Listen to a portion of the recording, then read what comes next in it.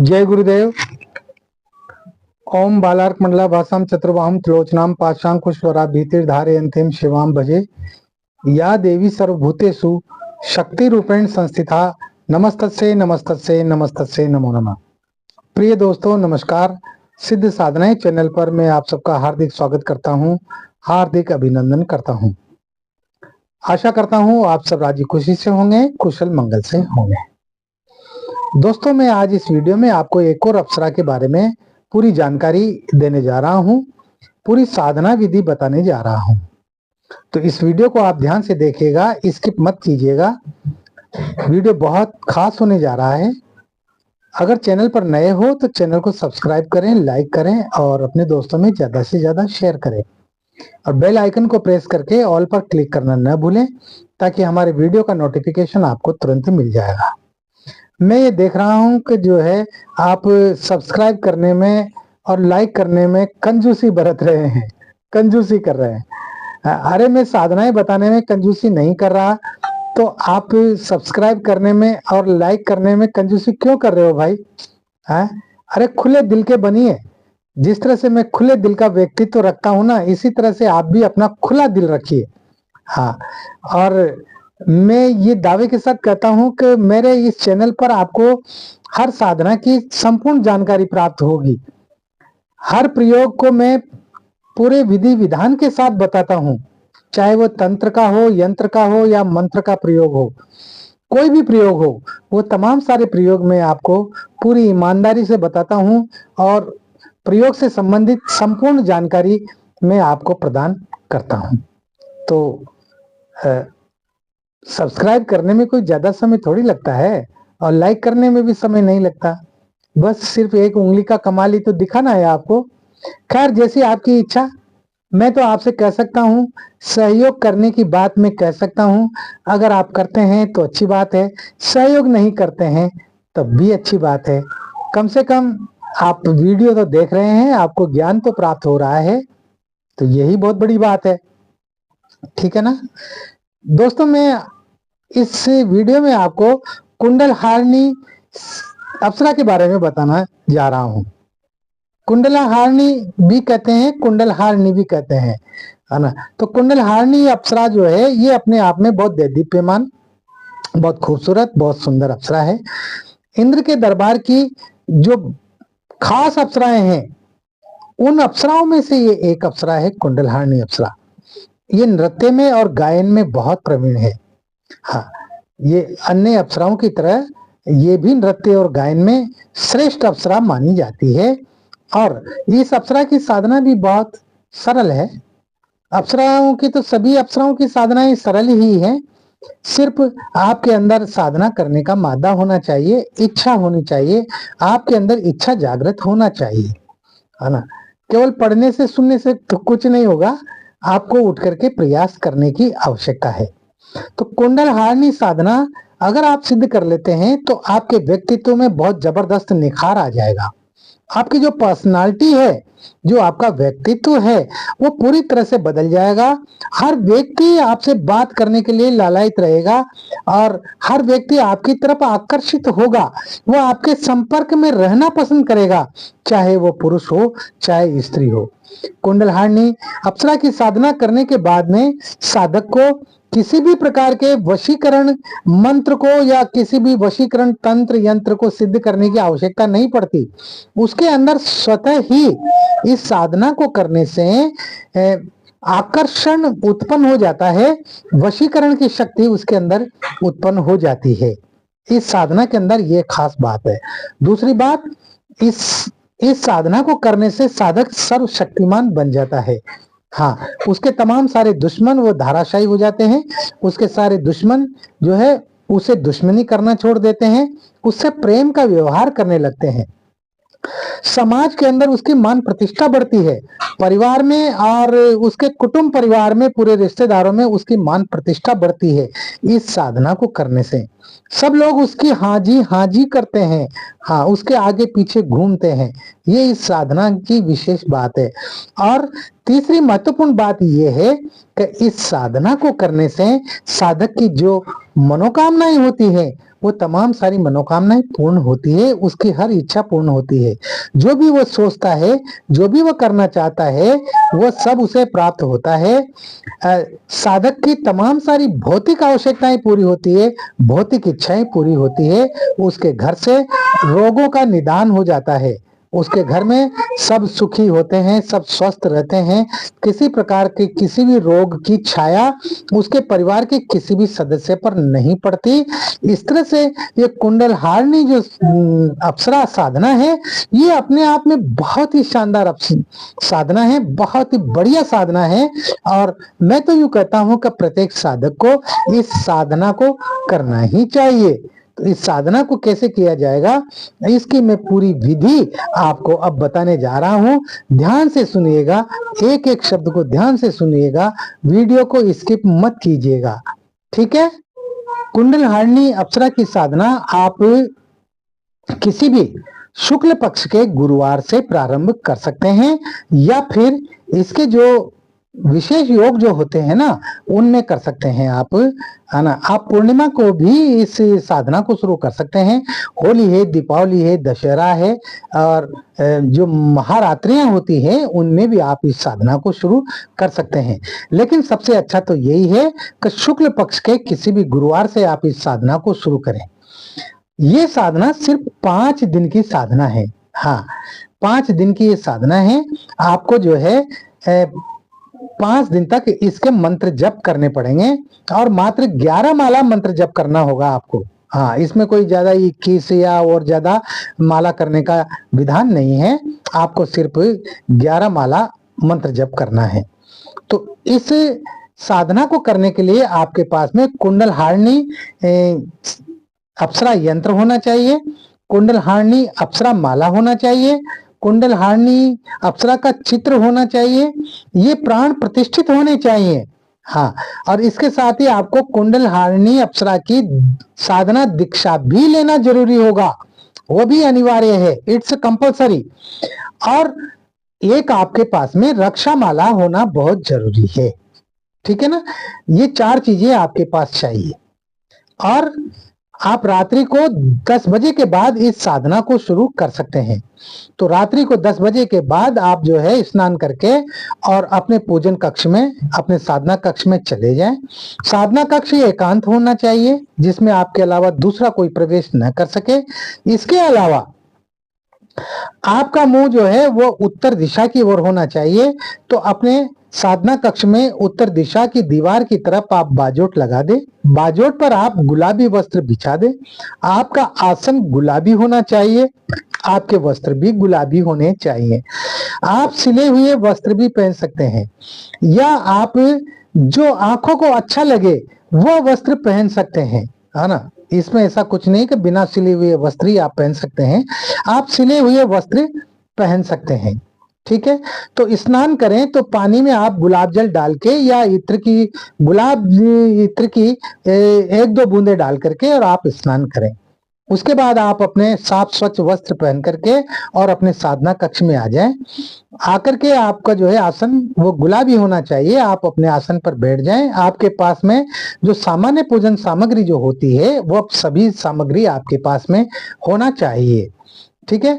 आप बाजोट लगा दें, बाजोट पर आप वस्त्र बिछा दें, गुलाबी वस्त्र, उस पर अपने गुरुजी की तस्वीर रख दें, और गुरुजी की तस्वीर के पास ही आप जो है कुंडलहारिणी अप्सरा की तस्वीर रख दें, ठीक है।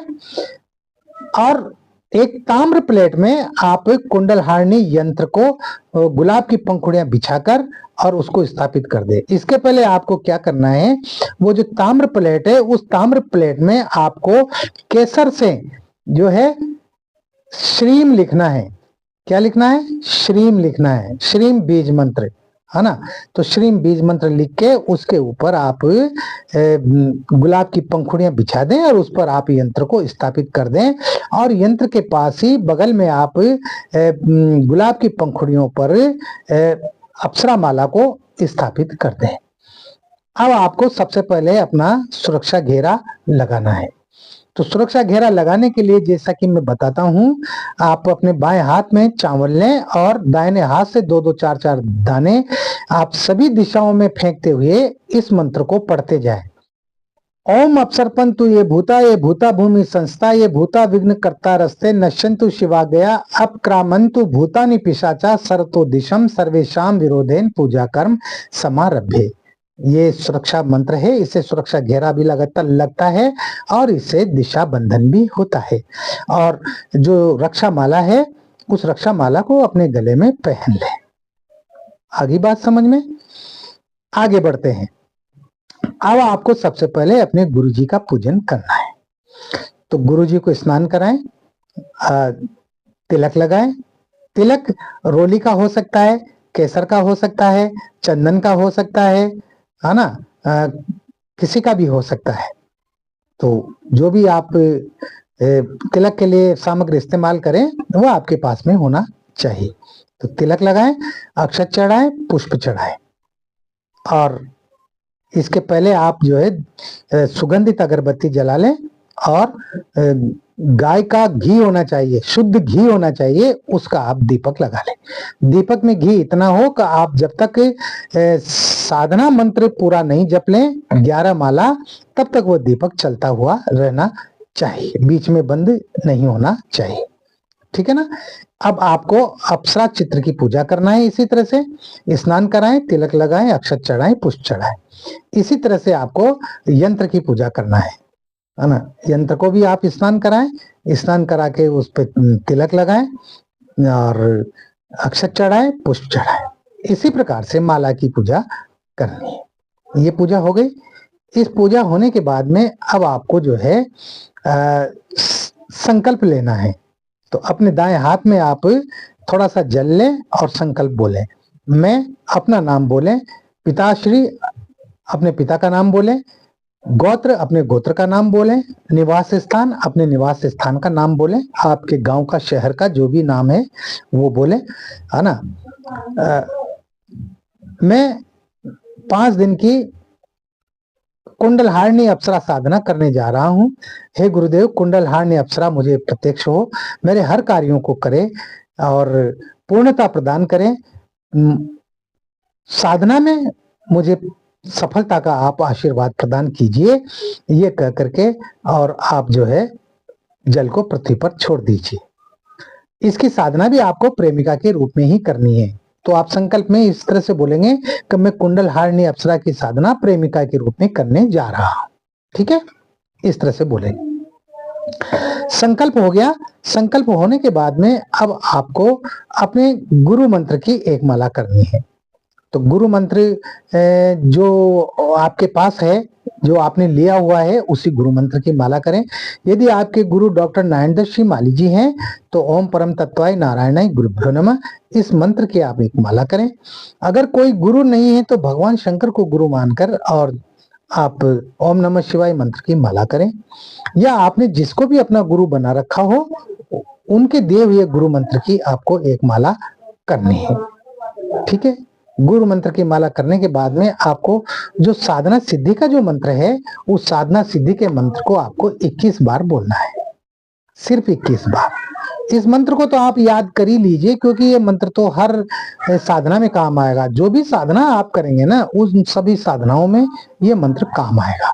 तो मंत्र इस प्रकार है, ओम ह्रीम एम कार्ये साफल्यम सिद्धिये ओम फट। ओम ह्रीम एम कार्ये साफल्यम सिद्धिये ओम फट। इस मंत्र को आपको सिर्फ जो है 21 बार बोलना है।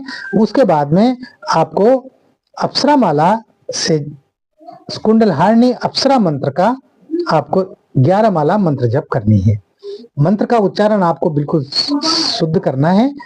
उच्चारण में गलती न करें, त्रुटिपूर्ण न बोलें, है ना। मंत्र बोलते समय शब्द में त्रुटि नहीं होना चाहिए उच्चारण में। आगे बात समझ में, इस बात का ध्यान रखें। और जो है जब तक पूरे मंत्र जप नहीं हो जाते, 11 माला मंत्र जप नहीं हो जाते हैं, तब तक आपको उठना नहीं है, हिलना डुलना नहीं है। आपका ध्यान जो है वो अप्सरा यंत्र पर रहना है। आपका ध्यान अप्सरा यंत्र पर रखना है आपको, और अप्सरा यंत्र को देखते हुए आपको मंत्र जप करना है। है ना। तो मंत्र इस प्रकार है, इसका स्क्रीनशॉट ले लें। मंत्र जो है बहुत सरल है, बहुत सीधा है, और इसको जो है अच्छी तरह से कंठस्थ याद कर ले। ओम ह्रीम श्रीम कुंडला हारिणी आगच्छा गच्छ स्वाहा। ओम श्रीम ह्रीम कुंडला हारिणी आगच्छा गच्छ स्वाहा। इस तरह से आपको जो है ये मंत्र बोलना है, और इसकी आपको मात्र जो है 11 माला मंत्र जप करना है ना। ये आपको 4 दिन तक 11 माला मंत्र जप करना है। अब यहाँ पर ध्यान देने वाली बात है, 4 दिन तक आपको केवल 11 माला मंत्र जप करना है, और जिस 5वें दिन आपको इस मंत्र की 21 माला मंत्र जप करनी है। ये ध्यान में रखना, दिमाग में रखना इस बात को। और 5वें दिन आपको जो है 2 मालाएं ला करके रखनी है गुलाब की। तो एक माला आप बाजोट पर रख दें, एक माला आप पहन लें, मंत्र जप करें, और जब कुंडलहारिणी अप्सरा प्रत्यक्ष हो तो उसके गले में वो माला डाल दें। लेकिन वो माला तभी डालें जब आपकी पूरी 21 माला हो जाए। 21 माला से पहले अगर कुंडलहारिणी अप्सरा प्रत्यक्ष हो जाती है तो आपको उससे किसी भी प्रकार की कोई बात नहीं करना है। जब आपकी 21 माला मंत्र जप हो जाए उसी के बाद आपको उससे बात करना है, और उसके गले में माला डालनी है, उसको इत्र का फोहा वो भेंट करना है। गुलाब का इत्र आपके पास में होना चाहिए, जो आप यंत्र पे भी लगाएंगे रोजाना, माला पर भी लगाएंगे, अप्सरा चित्र पर भी लगाएंगे, गुरुजी के चित्र पर भी लगाएंगे, अपने कपड़ों पर भी लगाएंगे, आसन पर भी लगाएंगे, है ना। और आपका कमरा पूरी तरह से सुगंधित होना चाहिए, महकता हुआ होना चाहिए। आपको कमरे में ही सोना है। तो जब अप्सरा प्रत्यक्ष हो जाए तो उससे फिर आप वचन ले लें। 3 वचन आप ले लें कि मैं जब भी बुलाऊं तुम्हें उपस्थित होना है, मैं जिस कार्य की कहूं वह कार्य तुम्हें करना है, और मेरे परिवार की सुरक्षा व्यवस्था बनाए रखनी है। वो आपको वचन देगी। वचन देने के बाद वो जो है आपसे सिद्ध हो जाएगी। तो इस तरह से जो है ये साधना सिद्ध होगी। दूसरे दिन उस यंत्र और माला को जो है किसी बहते हुए पानी में, नदी में प्रवाहित कर देना है। आपको जो है दूध से बना नैवेद्य का भोग लगाना है। दूध से बनी हुई कोई भी सामग्री आप तैयार कर लें, उसका आपको रोजाना भोग लगाना है। आप खीर का भोग लगा सकते हैं, आप बाजार से दूध की बनी हुई मिठाई ला करके उसका भोग लगा सकते हैं। भोग को आपको स्वयं ही ग्रहण करना है, बच्चों में बांटना नहीं है। इस दौरान 5 दिन में जब भी आपके सामने जो है आप साधना शुरू करेंगे तो किसी भी प्रकार की कोई हरकत होती है, कमरे में किसी भी प्रकार की हलचल होती है, कोई आवाजें सुनाई देती है, परछाइयां दिखाई देती है, चलती फिरती आकृतियां दिखाई देती है, पायलों की ध्वनि सुनाई देती है, घुंघरू की आवाजें सुनाई देती है ना, तो आपको उन पर किसी पर भी ध्यान नहीं देना है। अट्टहास की भयानक आवाजें भी सुनाई दे सकती है, लेकिन उन पर आपको ध्यान नहीं देना है। आपको निश्चिंत होकर के साधना करनी है।